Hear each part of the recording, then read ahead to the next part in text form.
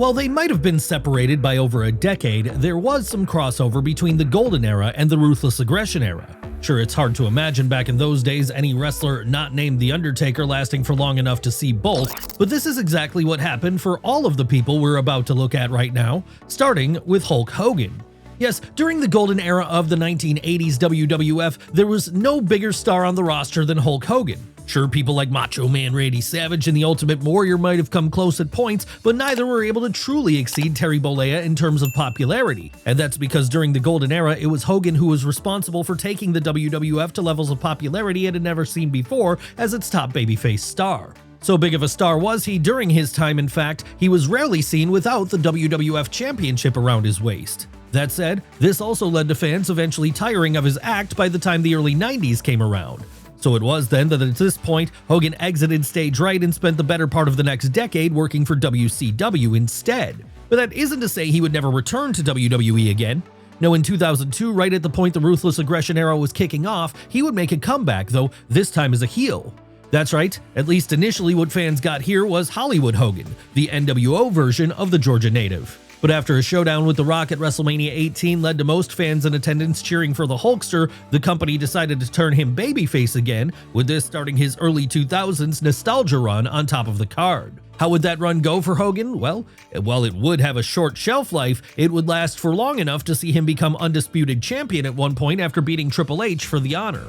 And it also saw him get to go one-on-one with Vince McMahon at WrestleMania 19. Hell, it even gave him a chance to have matches against the likes of Kurt Angle, Brock Lesnar, and Randy Orton, something no one could have expected was ever going to happen only a couple of years prior. But what of Hulk Hogan's great rival from the Golden Era? Didn't he get a brief run during the Ruthless Aggression Era too? Why, yes he did, and that's why he's our next subject, the one, the only, Roddy Piper. That's right, while Hulk Hogan was clearly the biggest babyface of 1980s WWF, he would have never been able to reach the heights he did if he didn't have a great heel foil to play off of, a joker to his Batman if you will. And during the early days of the Golden Era at least, that foil was none other than Roddy Piper. But main eventing the first ever WrestleMania and going around the horn challenging the Hulkster for the WWF title on the house show circuit wasn't the only great thing Hot Rod was doing during the 80s. No, he was also providing plenty of other memorable moments such as a boxing match with Mr. T at WrestleMania 2, his Piper's Pit talk show where he once famously smashed Jimmy Snuka over the head with a coconut,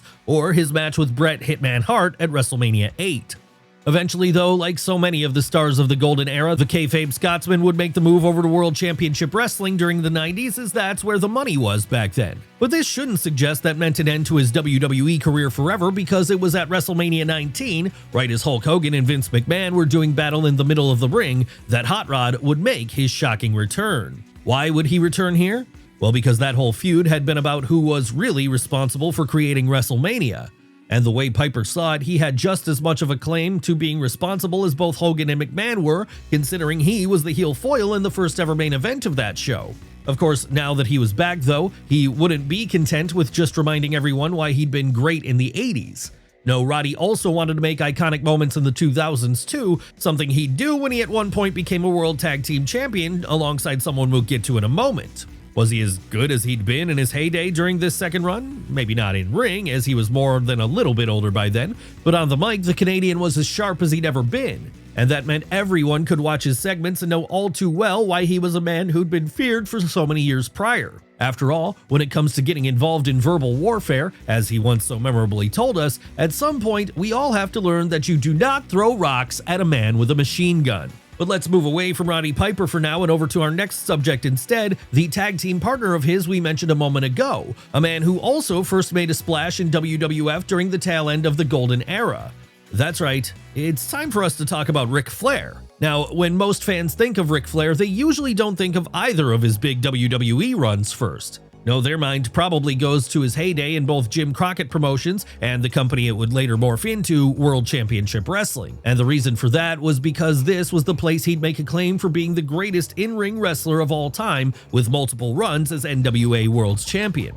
That said, there was a brief period starting in late 1991 when that big gold belt followed him over to WWF.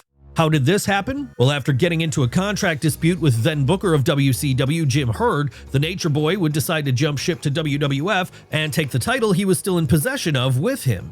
and that led to him arriving in WWF soon thereafter, proclaiming himself to be the real world's champion. Obviously then, this seemed to be setting up a big-time one-on-one match between Flair and Hulk Hogan at WrestleMania 8. But despite becoming WWF champion after winning the 1992 Royal Rumble, Flair would end up defending against Macho Man Randy Savage at that show instead. Still, even if this dream bout never materialized back then, Slick Rick would hang around WWF for another year or so, winning the world title for the second time at one point. And all the while he was doing this, he was having some of his trademark excellent matches against a variety of different opponents. That said, always being a WCW guy at heart, it would be in early 1993 that he eventually mended fences with this promotion and went back there. But once WCW went out of business in 2001, the door would suddenly be opened again for Flair to return to WWF. And this was something he did in late 2001, initially as an on-screen co-owner of the company. That said, Rick just couldn't help himself from getting in the ring, and so it wouldn't be long before he was lacing up his boots once more, winning the titles like the World Tag Team titles and the Intercontinental title, all while getting to have some additional memorable matches such as his WrestleMania 18 showdown with The Undertaker. Hell, so long would this second run last, it would go all the way until WrestleMania 24. That was the point he lost to Shawn Michaels in a great bout and decided to hang up his boots thereafter, at least as far as his time in WWE was concerned. But let's shift gears for a moment over to the Nature Boy's greatest rival, the man he worked with all across the Carolinas back in the 80s, the late, great Dusty Rhodes. Why do we bring him up here? Well, because his son was also someone who made a name for himself in both the Golden and Ruthless Aggression eras of WWF, someone who goes by the name of Dustin Rhodes.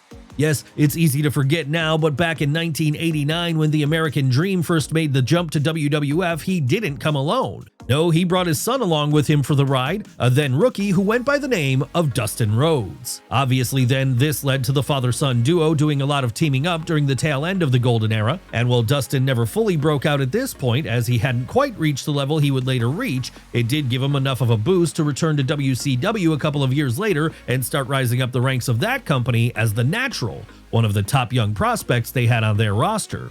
In the end though, while Dustin may have had a lot of potential in World Championship Wrestling, after a while it became clear he was never going to get pushed as highly as he deserved to. And that led to him deciding to switch sides once more during the New Generation era, with him at this point creating the character of Goldust. And so much lasting power would that character end up having, it would still be around by the time the Ruthless Aggression Era began in the early 2000s. Sure, the Bizarre One hadn't worked in WWF throughout the entirety of the intervening time.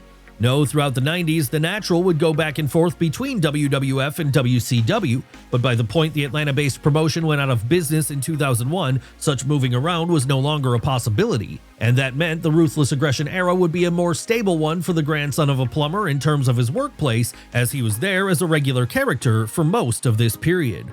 What would he be doing with Goldust during this time? Well, now that the earlier incarnation of the gimmick had largely fallen to the wayside, Dustin would instead lean more into the comedy aspect of things, most notably during his great Odd Couple tag team pairing with Booker T. In fact, for some fans, that team with Booker still represents a career highlight for the Texan. Of course, Dustin Rhodes isn't the only second-generation star who appeared in both the Golden Era and the Ruthless Aggression Era, though. No, while the circumstances might be a little different, the exact same thing could be said about our next subject too, Cowboy Bob Orton Jr.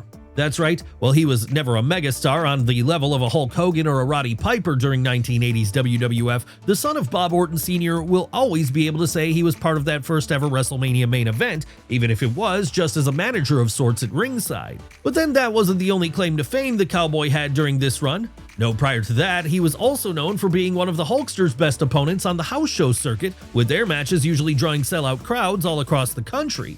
But for many younger fans, they won't remember Bob Orton Jr. from this time period at all. No, they'll remember him from his brief spell in WWE during the Ruthless Aggression Era, as this was when he made a surprise comeback to the company in order to help his son Randy. Sure, he was a fair bit older by then, but this didn't stop him from getting involved in the Legend Killer's feud with The Undertaker throughout 2005, with him at one point even teaming with his son in a handicap match against the Dead Man.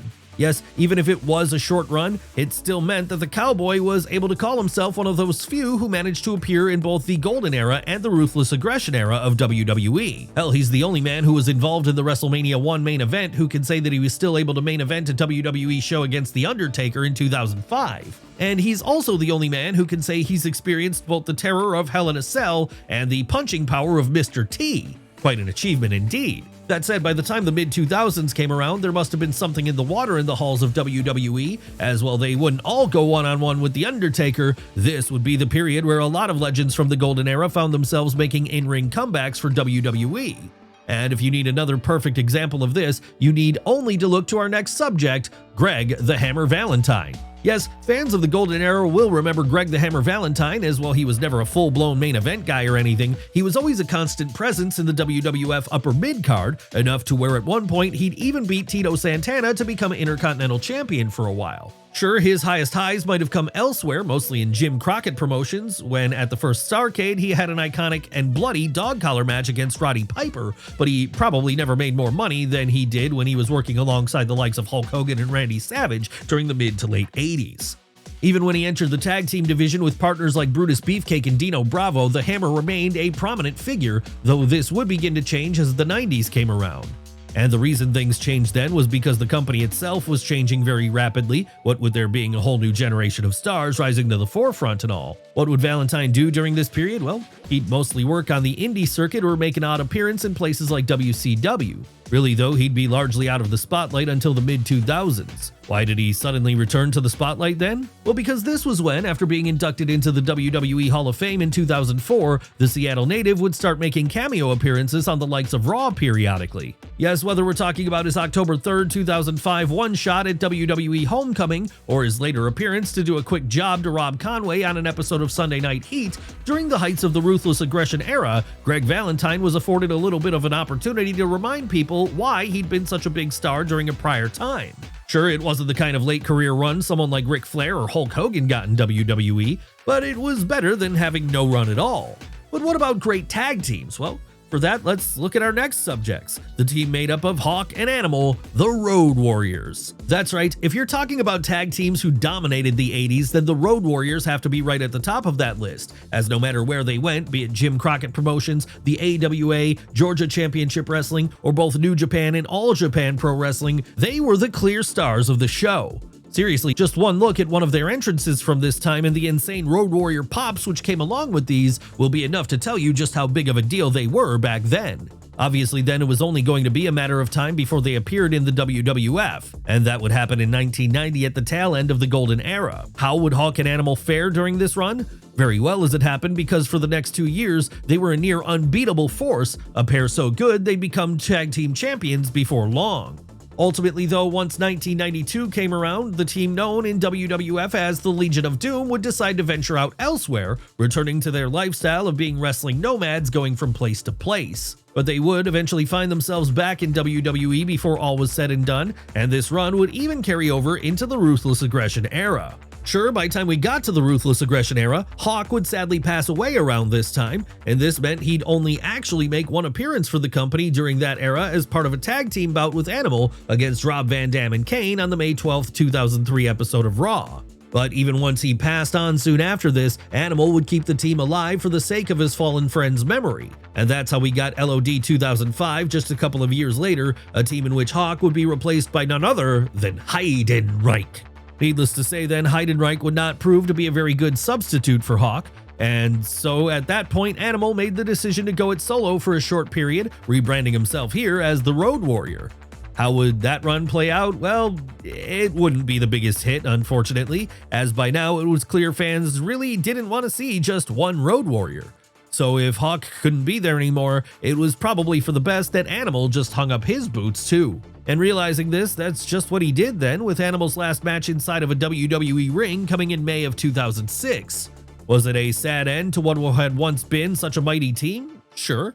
But even if this is the case, at least the Road Warriors were able to get that one last match together in the Ruthless Aggression Era. And at least after that happened, Animal was able to go for a little while longer in memory of his partner Hawk. Of course, the Road Warriors were in many ways a unique case though, as it's actually pretty rare a tag team stays together for so long in the world of wrestling.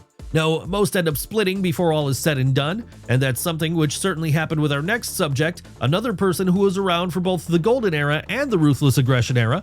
Who are we talking about here? Why, Marty Janetti, of course. That's right, back during the 1980s, the tag team division in the WWF was going through a bit of a boom, and that's because there was a plethora of great teams on the roster here. Teams like the Hart Foundation, Demolition, and the British Bulldogs, just to name a few.